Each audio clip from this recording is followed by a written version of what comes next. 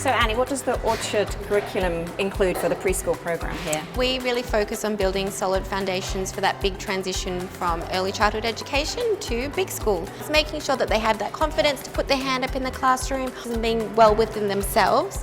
And the benefits for that is that it really means that they can start building that passion and that love for learning, which is obviously what we want to foster. So Annie, what does a typical day look like here at Orchard? Our preschool program involves a lot of different key learning areas. We like to engage the children in some STEM activities, which is looking at science. We also like to incorporate music, elements of pre-literacy and maths, but one of the big things for us is really getting outdoors. Can you tell me about risky play in early childhood? Sure. Risky play, it's actually about supporting children to take calculated risks, negotiating their own limits and testing their own skills. And I guess too, risky play really ties in with that creative and critical thinking, which is really important for children to develop. Yeah.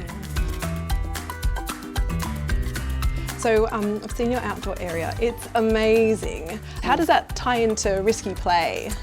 Part of our whole philosophy here when we were building Orchard was actually to try and move away from that cotton wool approach. Yes. And actually allow children to have fun, really engage in nature and engage in an outdoor curriculum. We've got an old tractor outside and the children love jumping and climbing on that. We also need to be mindful that we are providing a really safe environment for children to make those choices and that our educators are also aware of that.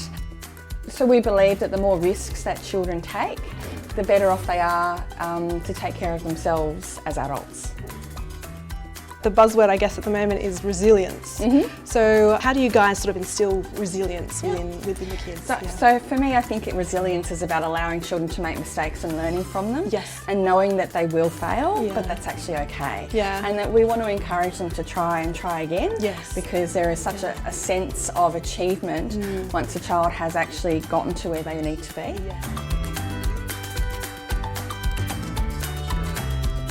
So we're here in the kitchen today talking about Paddock Play. Can you explain it to me and why you guys instituted that here at all? At the Orchard, Paddock to Plate is incredibly important. Understanding where your food comes from and how it's grown, and it's really important to share that with the children so that they understand what they're eating and why they're eating it in season. So you have like chickens in the yard, it sort of follows into that? We do. We have chickens, we have an orchard, we have fruit and vegetables. So having eggs and things on site, how do you then cater for children with, say, an allergy to eggs? For those children that have special dietary needs, we'll separate them out and cater for them individually, so they are getting a beautiful Paddock to Plate experience like their counterparts.